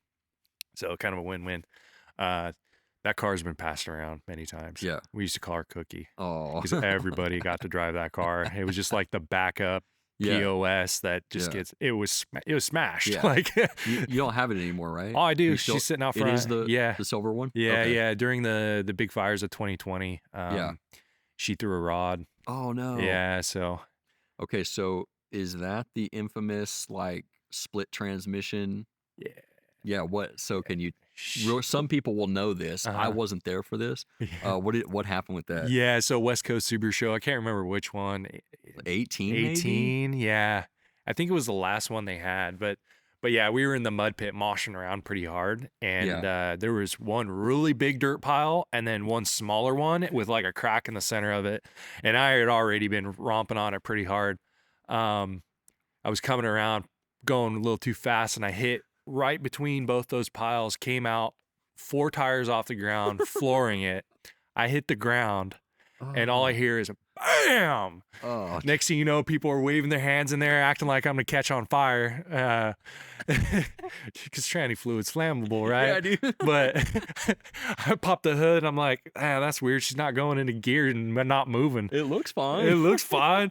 Get under there, just gear oil everywhere. So diff. what happened was the rear tranny mount failed, and so it landed metal and the front motor mount. It just pretty much split the whole thing right in half. Yeah. It broke the input shaft. It was pretty bad. The whole case. Yeah. But your lift kit survived. Oh yeah. Yeah. Yeah. Totally fine. That's so funny. We ended up throwing a Gambler $200 tranny in it, and we came back from the show that weekend, and the Gambler 500 was the following weekend. But we needed to leave by Thursday, so I picked a new tranny up on like Tuesday. We threw it in there, changed the fluid. We had no idea how many miles are on it, and we just freaking split. Risk it for the biscuit, dude. Oh, we did over 500 miles on the trip. It was like 650 miles round Is that trip. Still in it, that transmission, or did that one blow up? No, that one did blow up. Okay. She started slipping pretty hard, but not on that trip. Yeah. That was after later. many other shenanigans. Excursions. Have you done a lot of off-roading? Because I mean, I don't think people understand like where you live is like a world-class. Yeah. We're in like area, the off-road Mecca area. Yeah. What are some of the trails that you typically, if you're gonna, I mean, I know you're a busy dude, but if you're gonna get out on some trails, where will you typically? Yeah, Ladie Flat's pretty dope. Yeah. Around Olale Lake, all those kind of like the BDR Oregon back road discovery route, which is like a motorcycle route for people that don't know. Yeah, that area is pretty awesome. A lot of good fishing up there. Heck yeah. Ladie Flats, that's pretty hot area. Yeah. Sometimes a little too hardcore for Subarus, but we've rolled through there many times. What kind of advice would you give people as somebody who literally pays his bills selling off-road parts for Subarus? Can you give people some common sense tips? I mean, I try to tell people about, don't go crazy with your tire size, that type of stuff. What are your thoughts on that whole process of deciding how far to modify a Subaru? Oh, that's a good question. Because you can go pretty hard. I'd say like Milton status is pretty hard. Yeah. Yeah, that's a good question. Because I mean, I think a lot of people just think, well, the bigger tire I can stuff on this thing, the more capable it'll be, right? Yeah, no, it kills your gear ratio, loss of power quite drastically. Yeah. Gear ratio is a big thing on Subaru because I think that the lowest gear ratio that they got is 444. Yeah, that's what I run. Yeah, exactly. The old Foresters, the new Outback Wilderness got 444, which makes a huge difference. Yeah, it does. But it's still not even remotely close to having a T case. Yeah, no, 100%. 100%. So yeah, big tires on everything. Yeah. You'd be cool if you're a highway driver, but it's gonna kill your fuel mileage, kill everything. What about so I think that's the biggest thing is that idea that you really don't want to go crazy with tire size. You're gonna just it's gonna completely reduce the functionality of the vehicle. What about like people think, if I just lift my Subaru 5 or 6 inches, it's going to be more capable. And yes, to an extent, it can be kind of. But again, I don't think people realize like because you're still limited to tire size no matter how big your lift kit is. Do you think? Because for me, I like the idea of lifting my Forester 4 to 6 inches. But for the average person that thinks that might just be like, the holy grail and more capable, what are your thoughts on that? Yeah, lift doesn't make a huge difference as far as capability goes. Yeah. Approach angles, that's the biggest thing you're going to see. Tire size, you go up a little bit bigger. Yeah. But like I said, like tires, you're just going to kill your gear ratios, and that's the biggest thing. Yeah. As far as going big like that, the biggest reason is approach angles, rocker panel angles. Like, tire size, regardless, it'll affect your overall differential clearance. So move up and down. However, your differential clearance is pretty much going to be the same as just like a smaller lift. Yeah. I'm just moving the body up off of the subframe. Exactly. So Yeah, I think that's stuff that they just overlook. Because if you've never been under the car and done that work, in your head, you're not really thinking about what it's going to look like, and that, yeah, you gain some extra height on the roof, Yeah. but all your running gear is all still at the same Bingo. height. Yeah, exactly. You got any future stuff coming up with ADF that you're wanting to work on? Any new platforms you're trying to move into or anything? For sure. So yeah, we just recently had an Ascent in here. We've got a slew of products rolling on that. Okay. And then we just had a 24 Crosstrek Wilderness in, Perfect. and we have a slew of products coming out for that too. Let's go, Yeah. dude.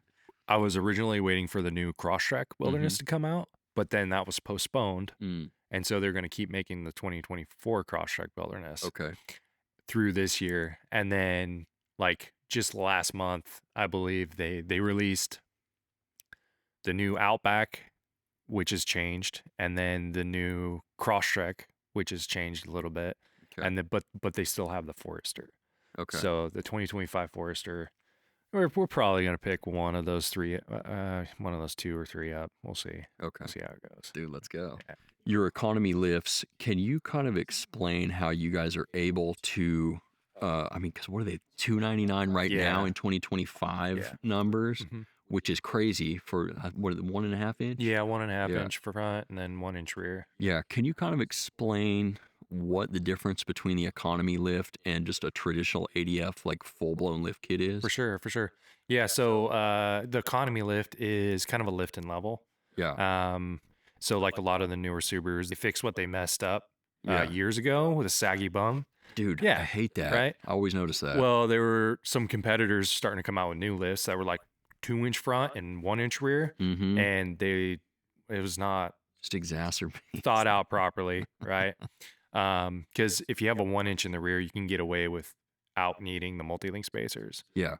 Which is another $300 additional cost. Can you real quick, can I get you to explain what a multi-link spacer kit is? Yeah, so multi-link is a term used for the newer Subaru suspension in the rear. Yeah. So multi-link is specifically the rear suspension on pretty much anything, most everything after 2000, minus the Foresters. The Foresters go up to 08 and they use the good McPherson long good struts. style.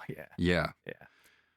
Whereas everything else, they move that suspension design to multi-link. Yeah. And that refers to the 4 main points that the rear subframe mount to the chassis.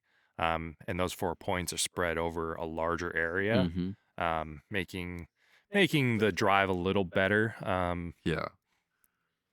But not as nice as the old stuff. I heard one of the main reasons they switched to multi-link, maybe this is true, maybe it's not, but because of the way that the shocks are designed, they pretty much come up level with the rear of the vehicle. So it opens up, you don't have strut towers in the back. So you have all this extra cargo space in those vehicles. I don't know if that's true or not, but that's what, I'm trying to think where I heard that.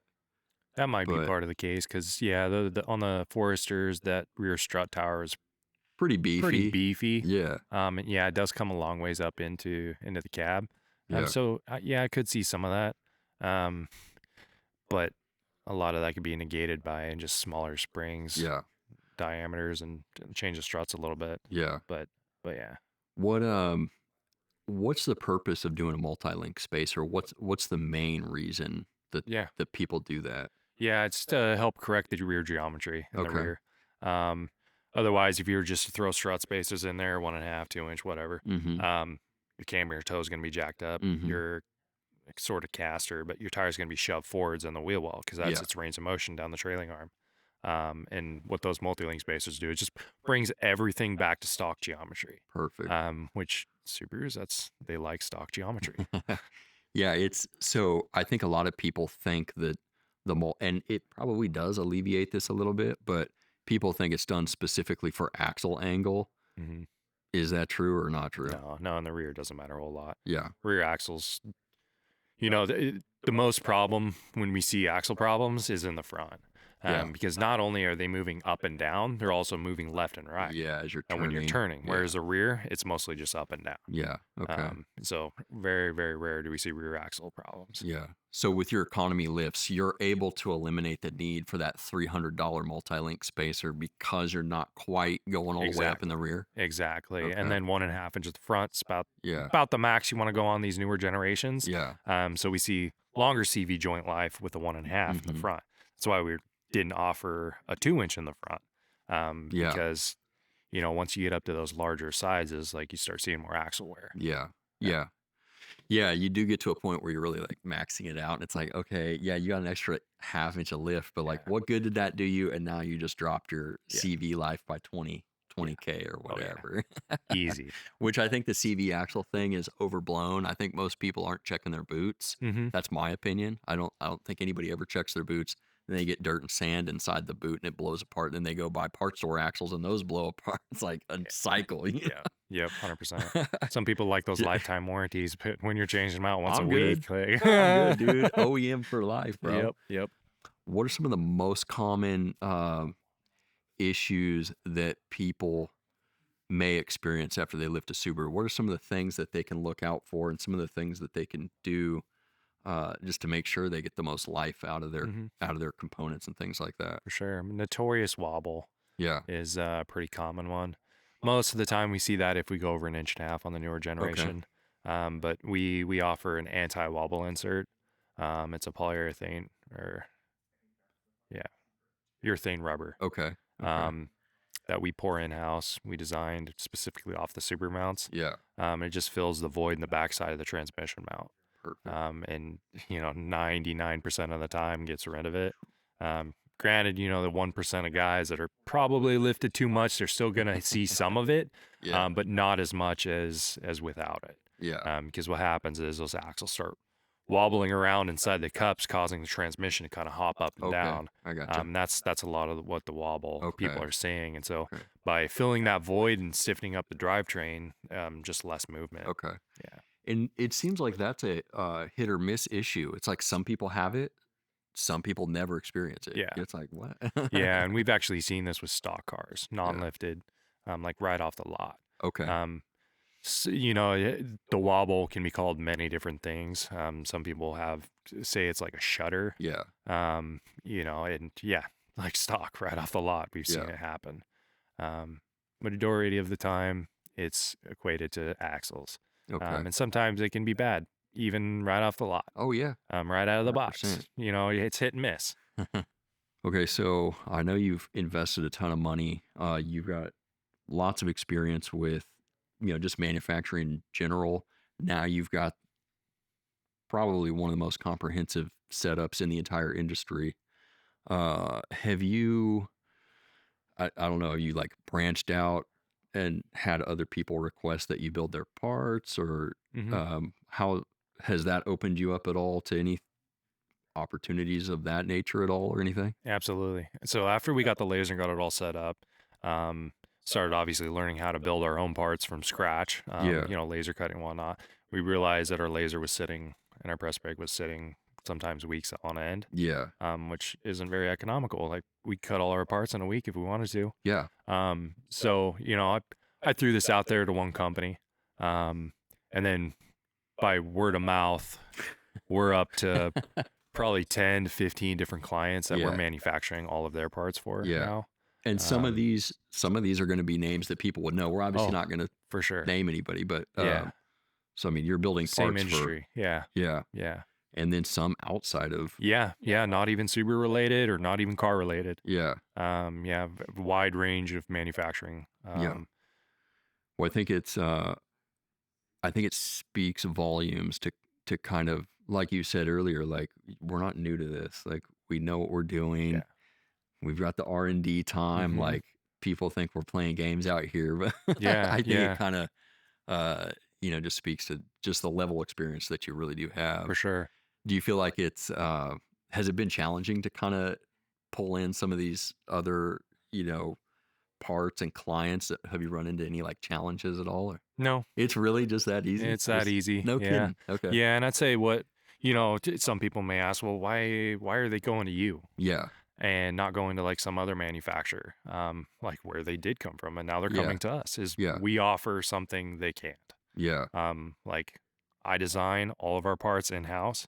I know how they need to be designed. I know how they need to be manufactured. Yeah. Like I bring things to the table that these other manufacturers don't. Yeah. Like if I see a part that comes into the shop, I'm like, this isn't going to work. Yeah. I was like, you need to go back to the drawing board. Where is if they were to send that part in to a different manufacturer, 2-3 they'd cut it, weeks. done. You get it back. Well, Yeah. it's not going to work. Well, I just told you just by looking at the prints, it's not Yeah. going to work. You know, and that's happened multiple times. Well, I don't think people understand, you know, obviously nobody's been here to your warehouse, but like the machine that you're sitting behind that you would cut something on and then the press brake over here, Yeah. that's like a 20-second walk from your office where you'd be designing parts. Yeah. So you can get in, do the drawings, have everything, you know, ready to go. You can literally walk right downstairs, literally run it through the cutter, then press it. Yep. Right there and know whether or not it's going to work. Yeah. Exactly. Yeah, like the skid plate, like, you know, it probably took me 3-4 hours to design this one. It's a little more complicated. But the manufacturing process, like, took maybe 8 minutes to cut that out, maybe even less. Yeah. And then to form it, you're talking maybe 10 minutes with tool setup. So yeah, from start to finish, like I can have a full prototype done in less than 4 hours on the car, ready to go. Yeah. Love it. Yeah. Whereas, you know, like what we used to run into is like, you know, we'd get prints for something, send it out to our manufacturer, have to wait 2, 3, 4 weeks for it. By the time it gets back in, I'm like already burnt out on it. I don't even want to put it on. Whereas like if I'm on the ball, like I can have that done on the car same day. Yeah. From scan, design to manufacture to on the car. That's sick. Finished prototype. I love it. Yeah. Let me ask you real quick. I know we talked about, so we've got right here, we've got an example of like a welded steel spacer here. Again, these are your economy lifts, 1.5 inch. And then this is also a front spacer, but can you kind of explain, I know a lot of people have seen both of these types of spacers. Can you kind of talk about what, why someone would want one versus the other and what the benefits are of these two, because you sell both of these types of spacers. Oh yeah, mix and match too. So like the economy kit's kind of a half and half. Exactly, this in the rear. Yeah. The biggest difference between this two style is, you know, the 1.5 inch, 2 inch kits that we build, they're all out of steel. They're massively welded, you know, versus the 1 inch spacers, which are high density polyurethane. So they're plastic spacers that still hold up really good. Yeah. Like we've been building these for like probably 8-9 years. And, you know, I've only had a small handful of people who installed them incorrectly and cracked them. Oh, no. Other than that, like they hold up really well. Now, the benefit of this, the downside of this is you can't do a camber offset. Correct, exactly. It's straight up just like the billet aluminum spacers that people run.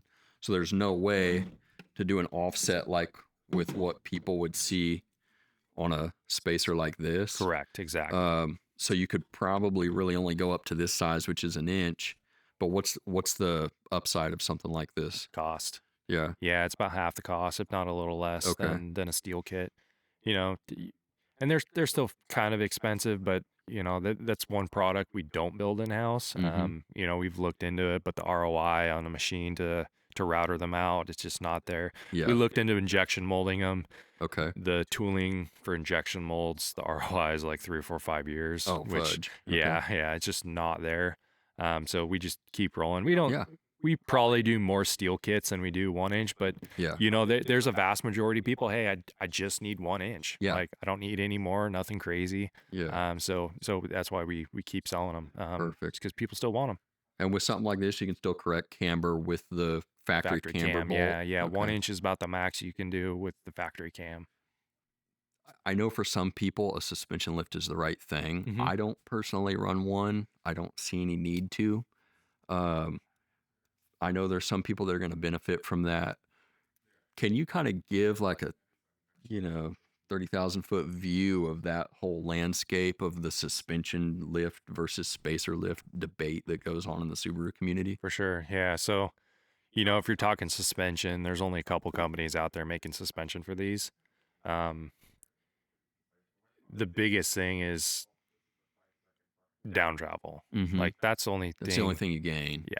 Yeah. And in reality, you're not gaining anything more than what a stock Yeah. strut and a spacer can gain. So your droop is the same amount as it would be with a spacer lift in there. Yeah.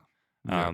The common misconception between, oh, spacer lifts are bad is like when we're talking Toyotas, Dodges, all of the Wranglers. other, where you're throwing a big ass spacer on top of a spring, which is compressing the spring, making it ride different. This is not that. Yeah. Subarus are not the same as any other car manufacturer out there, right?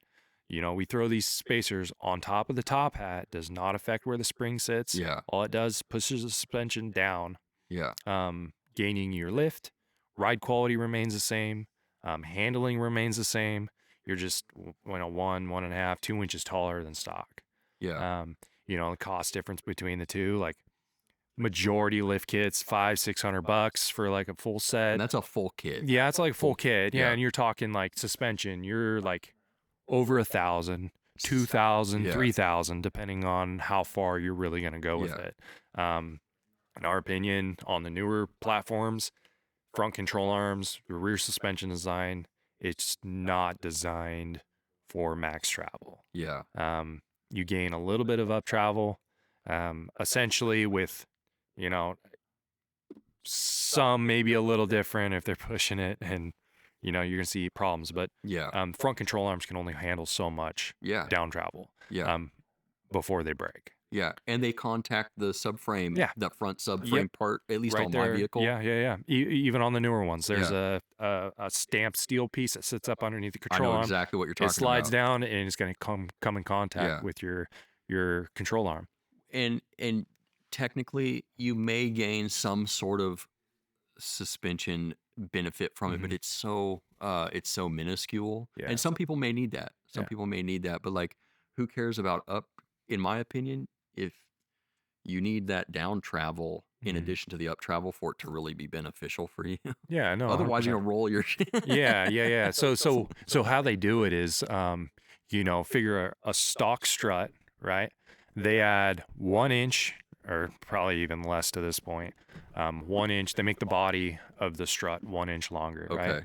Which allows them to make the stroke 1 inch longer. Okay. Right. So that's 2 inches. I gotcha. Right? So if you were to throw a 2-inch spacer on top of a factory strut, they're still the same length. Interesting. Yeah. Okay. So you measure them side by side, same length. Yeah. Like 2 inches is 2 inches. Yeah. I know all about that. Yeah. So at that point, like, is it really worth double, if not triple the cost? Yeah. Running, you know, so, sometimes people need springs. Yeah, 100%. Because if you're loading up the vehicle a lot, yeah, we believe factory suspension is far superior than anything else out there. That's what I run. You can go to any Subaru dealership and get it within a day. Yeah. Any parts store is probably going to have a KYB replacement 100% on the shelf, if not have it by the end of the day. And those are good parts. They're good parts. Yeah. I've used them. Yeah. You know, sometimes, you know, KYB, you know, I know during COVID, like they were having some manufacturing quality problems, but I believe they've probably caught back up. You know, it happens. Supply and demand. That's what it is. Like, everybody wants their other cars when they got stimulus checks. Yeah. I think the biggest thing that really irritates me is there's just this misconception that that's the only right way to do it. And so I think it acts as like a blockade to new people coming in. For sure. And actually getting out there and using their car the way they want to use it. They feel like they're doing it wrong, and so they just don't do it until they have the money to spend $3,000 on some suspension setup. Oh, for sure. And not see much of a gain. Yeah. Like I was saying, minimal travel. If at all. You know, the biggest benefit to moving to like a coilover setup is like, you could pick your spring rates, but with the vast majority of the springs that we have out there in the market right now, which more are coming, if you catch my hint, like there are options. Yeah. Tons and tons. The average person doesn't even know what a spring rate is. Yeah. So it's like, dude, it's like ending up with a TI-84 calculator when all you need to do is add and subtract, bro. Yeah. It's like, no thanks. The one thing that I've cautioned people to recently with a lot of the new suspension lifts that are out there is we don't know. When it all first came out, I said, hey, this is cool that this is a thing now. Yeah. But we don't know where these are coming from. They haven't been tried and tested. Yep. I know you recently cut open a pretty uh, common suspension lift. Yeah. What happened when you cut that open? Yeah, so my buddy had ordered a suspension setup Yeah. for his Outback, his 5th gen, and within 6 months, like he was hearing nasty popping, banging Clunking sounds, sound. yeah, Yeah. clunking in the rear, and so he contacted him, talked to him. Thankfully, they warrantied it. Good. Um, in the back of his mind, he was like, "I'm glad I kept the factory suspension, like you told me to." But so yeah, he brought those in. We swapped them out, and I was like, you know what? I'm a very curious guy, so I got the drill out, decompressurized, Depressure. depressurized the cylinder, which didn't have much pressure. Yeah. Evidently, they're low pressure nitrogen charged, which wasn't very much pressure. Yeah. Right. Normally, when we're talking coilovers, we're at least 120 psi. Yeah. So like, yeah, we drained that fluid out, and then I took the Sawzall to it and cut it in half. Well, it turns out that manufacturing failure Yeah. in the upper, we call it the dew bushing, Yeah. where the shaft slides in. The Okay. entire housing that the shaft slides on was moving up and down. Okay. That's what's causing the Apart from the clunking. strut. Yeah. So it was just free floating in there Yeah. essentially. Probably leaking like crazy, right? No, actually, it wasn't No. leaking. Yeah, it was still sealed, but Okay. it was moving up and down. Yeah. I think, and I really appreciate that people want to give more options to the Subaru community, Mhm. but you can't produce stuff like that in house. That's got to be outsourced, Oh, for probably to sure. China, to make it even remotely Yep. touchable by the average Yeah. person, unless you're a rally team. Yeah. But you just end up with stuff like that where A for effort, but Yeah. but But C for China. yeah. Now I want to ask you. I know we've talked a little bit about this. I don't know how much you want to say. I think by the time anybody sees this will already be something that you've announced. hmm I know you've been working on some springs, because I think you and I believe the same about this. Some people do need, in addition to spacers, they do need to have a stiffer spring rate if they're loading the car down. Yeah. And I know you've been designing some springs. Yeah. Can you talk a little bit about what might be in the works here? Yeah. So we have, I believe it's 5 or 6 different springs Okay. currently being tested on Perfect. vehicles. More to come. We have 2 more. The newer Crosstreks and Okay. Outbacks. But yeah, we have a bunch of springs coming. Sick. And we're going to be offering a wide range of spring rates that will be compatible with pretty much any of the newer multi-link suspension designs. Okay. And we're talking anywhere from 10 to 15% increase to 40 to 60 to more. Dang. When we were designing these springs, a majority of people are like, or a majority of the other companies out there are like, oh, this gains you 1-inch lift. Like everything's Yeah. based on lift. Lift, yeah. We are not concerned with Because the you already lift. do the lift. Yeah, Yeah. exactly. We're not concerned with the lift. We're concerned with the ride quality and the load capacity. Yeah. So lift is aside. When we're fine tuning that setup, like we do know how much lift it will gain, but the biggest thing is a spring rate. Yeah. So let's say you put 20% more load in the vehicle and you need, that Yeah. stiffer spring to make up for the difference, but you don't want it to lift you like 10 inches to where Yeah, the yeah. strut's popping out, Yeah. popping apart because it just can't handle it. Yeah. So, yeah, we're able to calculate the lengths and the spring weights, Okay. in order to get a proper setup for your specific vehicle. Perfect. And this is a pretty common question that I think newcomers, because everybody starts somewhere, Mhm. What if somebody is trying to like make these different considerations between, like, should I get a spacer lift or do I need springs? Mhm. When they look at your website and they're trying to decide what's best for them, when would somebody need to graduate from just a spacer lift into adding an overload spring into the mix? For sure. Typically, if you're loading the vehicle up. Okay. Yeah.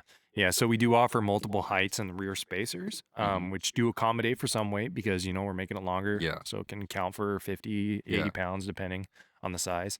So if you're exceeding that and you're starting to get into a range where you feel like it's not going to make a difference. Mm-hmm. You know, ride quality is a big thing, and handling. Yeah. When you And compress that spring, it yeah, really is the gonna. factory spring can Yeah. only take so much. Mm-hmm. And you know, spacer, you know, small amount of spacer to make up for a little bit of sags, totally fine. Yeah. Still maintain factory ride quality. Where some of the guys are more off-road, getting out there and venturing, loading their vehicle Mm-hmm. up a lot more. Like day long, Yeah, like 3 day long trips. 100%. Yeah. You're going to need a stiffer spring in order to accommodate for that added load Yeah. without bottoming out your strut. Yeah. Like if you put too much weight in your Subaru and you start going off-road, that strut's going to bottom out and you're going to hear it. Yeah. So Can you cause a lot of damage doing that repeatedly? yeah, Yeah. bottoming out strut's not good. Yeah. Yeah.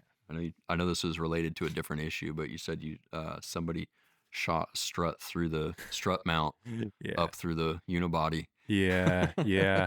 Let's say it was with a set of yellow springs, Okay.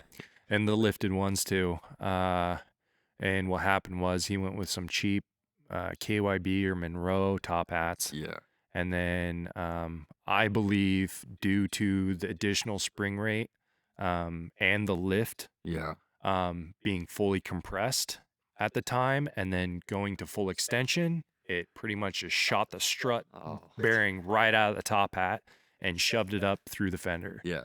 Yeah. Oh, dude. Yeah. That's a showstopper, right? Yeah, there. it was. And then thankfully we're able to jack it up, get it twisted, pulled Yeah. back in there, and he was actually able to drive home. No kidding. Yeah, it was a little sketchy That's- though. Yeah. Yeah, That's sick. his buddy had to follow him home after that. Yeah. With the springs, I want to ask one more thing here.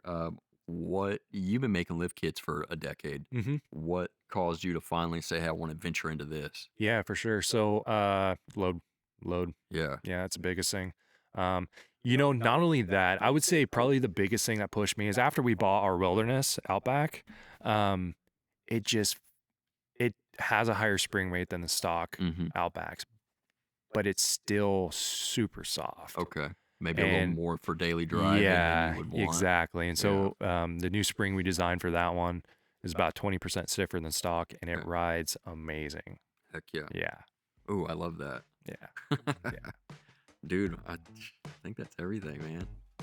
Dude, thank you, brother. good chat. Heck yeah.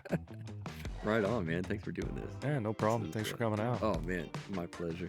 It's a good. I never do that stuff. All right. Okay, so if people want to get in touch with you, well, get acquainted with your brand, Mhm. where can they find you, like on social media and on the internet? Yeah. Internet-wise, awdadventure.com. Instagram, Anderson Design /Fab. Let's go. Yeah. Is it a slash or underscore? Underscore. Actually, underscores on that. We almost sent people into the nether regions of the internet. Yeah, we'll put this. If you want to find any of the stuff that I'm doing over with the Lifted Imports stuff, you can check us out on Instagram at Lifted Subarus, or you can go to the liftedimports.com website. All kinds of stuff over there, build features and that type of thing. And we'll be on YouTube. You're probably watching this on YouTube, but anywho, that's that. Let's Heck yeah. freaking go, dude.